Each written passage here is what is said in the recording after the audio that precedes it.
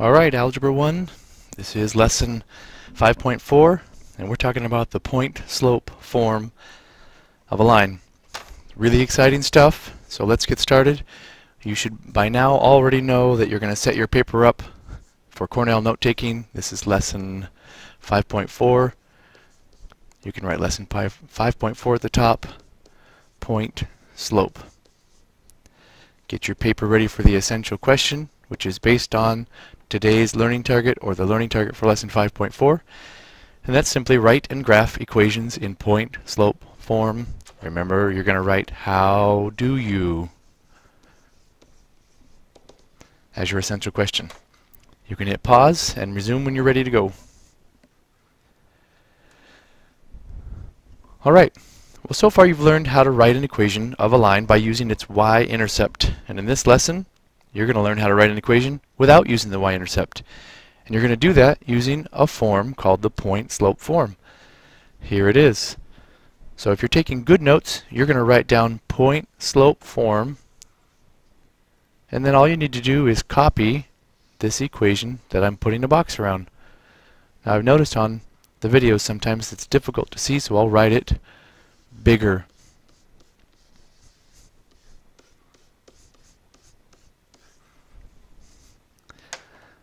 Here's what this means. Y minus y1 means y minus the y coordinate of one point. And that's equal to m, you should already know this is the slope, times the quantity in parentheses x minus the x coordinate of one point.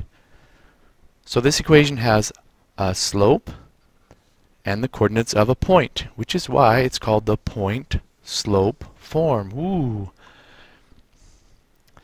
Now how does it work? Well, first of all, I just want to show you why it works, where the equation comes from. You do not have to write this down. You should just watch. I find it interesting.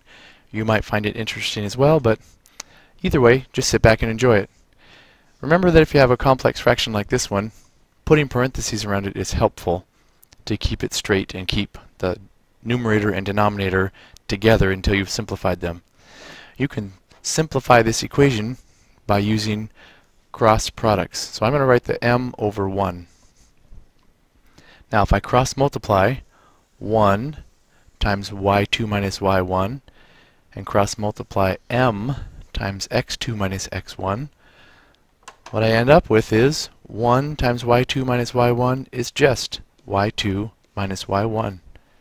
And that's equal to m times x2 minus x1.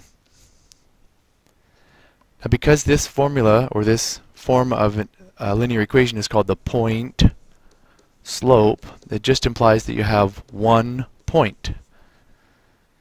So this y-coordinate and this x-coordinate will be variables. So I'm just going to replace y2 with just a simple y. And this x-coordinate with a simple x. And there it is. That is the point-slope form. And that's how it came about. So what does it look like for you?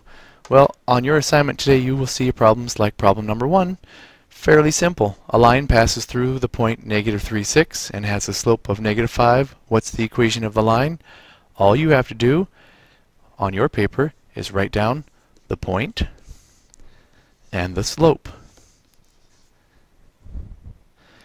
Now in this lesson it's important that you write out the form over and over again so that by the time you're done with this lesson you'll be perfect. You'll have it all memorized. So I'm going to write out the equation. Y minus y1 equals m times x minus x1. All you do is you take the x and y coordinate of the point and the slope and you put it in the formula. So you're going to end up with y minus whatever the y coordinate is, 6, and that's equal to whatever m is, that's -5, times the quantity x minus whatever the x coordinate is, that's -3. Now notice that when I put in the x coordinate, it's x minus -3. Remember that when you subtract a negative, really what you're doing is adding a positive. So I'm going to write this out one more time so it's clean and finished, and my answer is done. Y minus 6 equals negative 5 times the quantity x plus 3. That's it. Super simple. Here's problem 2. In problem 2 it says, what is the graph of the equation y minus 1 equals 2/3 times the quantity x minus 2? So if it says what is the graph, that means you're going to have to graph it. But before you can graph it, you have to pull some information out of the equation. This equation is written in point-slope form, so you're going to pull out the slope and you're going to pull out the coordinates of a point. The slope is fairly simple. It's just the number in front of the parentheses that has the x-coordinate in it, so the slope is 2/3. The point will always be y minus and x minus, so the point is this x-coordinate and this y-coordinate. X-coordinate is 2, y-coordinate is 1. So, to make a graph, you just make yourself a coordinate plane. You start the graph with a point. So I'm going to plot the point 2, 1, 2, 1. From this point, 2, 1, my line has a slope of 2/3. That means up 2 and over 3.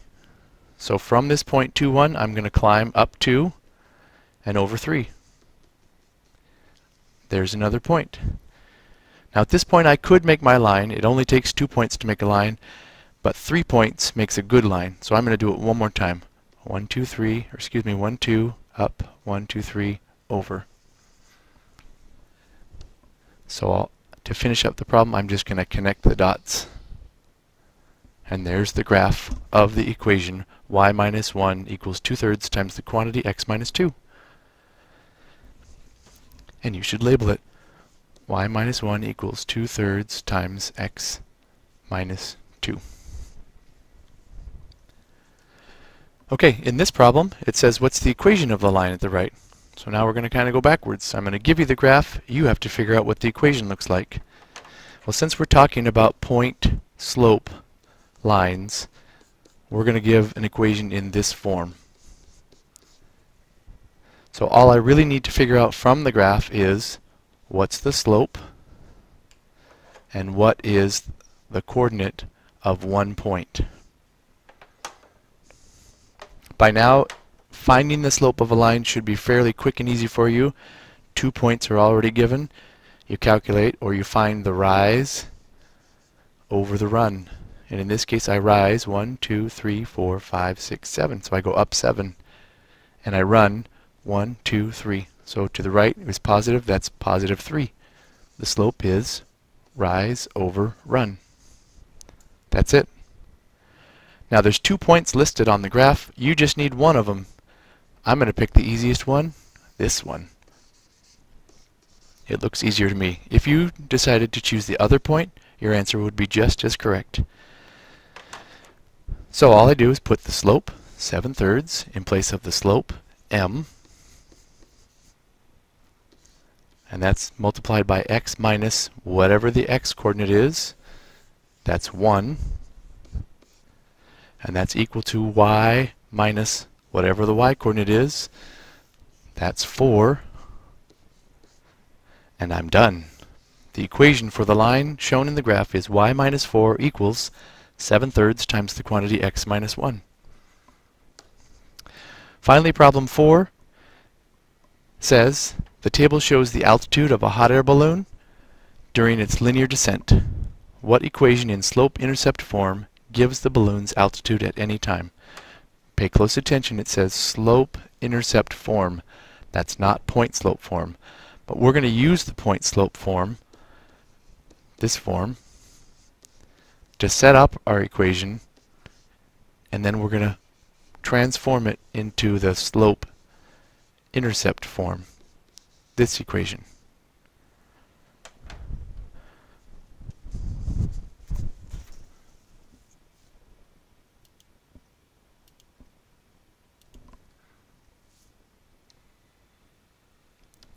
Okay, I took a short pause there, so I have to remind myself what I said. We're going to go with the point slope equation to write the equation, and then we're going to transform that into the slope intercept form because that's what the question asks us for. So when you look at a table, we've talked about this already, you can calculate what the rate of change is just by finding the change in the y and writing that over the change in the x. So in this table, the change from 640 to 590 is 50, and it's down 50, so it's negative 50. The change in the x from 10 to 30 is 20, and it's up 20, so it's positive 20. Therefore, the slope is negative 50 over positive 20. That's the change in the y over the change in the x. Negative 50 over 20 can be reduced to negative 5 halves. That's my slope. Now to write an equation, we're going to use the point-slope form. We have the slope for this table. All we have to do is pick one point. Well, a table is just a list of coordinates or points. This is a coordinate, this is a coordinate, and so on. These are all x, y coordinates. I'm just going to choose the very first one, which is 10 and 640. 10 is the x coordinate, 640 is the y coordinate. So at this point, all I'm going to do is replace the letter m with the slope that I found, which is negative 5 halves. I'm going to replace x1 with the x coordinate, which is 10.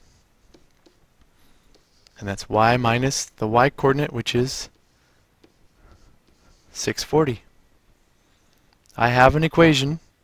Y minus 640 equals negative 5 halves times the quantity x minus 10. But again, this problem asks you for an equation in slope-intercept form. So here's how it works.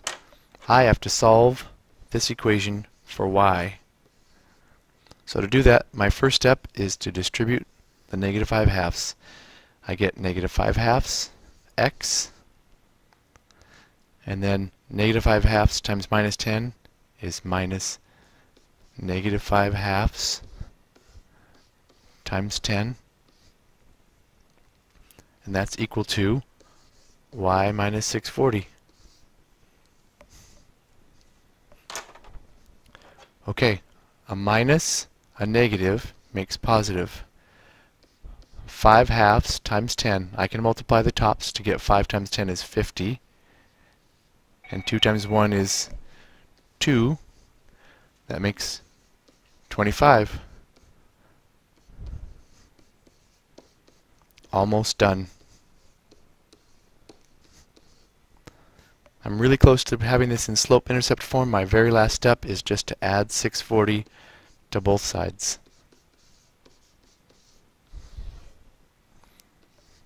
What's left is y equals negative 5 halves plus 25 plus 640 is 665. Now why would I take the time to do all that? Well, now when I look at this equation, I know that the rate of change, left my x out, my rate of change is negative 5 halves, and my y-intercept is 665. What does this all mean? If you go back up to the original problem talks about the altitude of a hot air balloon. So if I look at the very last equation, what I know is the hot air balloon begins at an altitude of 665 feet. It makes a linear descent. At what rate? Negative 5 halves. Well, negative 5 halves is negative 2.5. So the rate of change, the rate of descent, is negative or down 2.5 feet per second.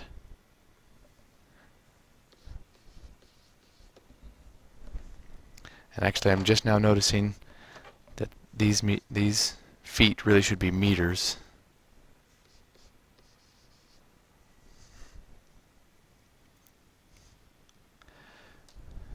Okay, that's lesson 5.4. Here is the assignment. Make sure that you finish the notes that you've taken so far by going back into the margin and writing questions, and then you finish your Cornell notes with a summary. I will check those notes when you come to class.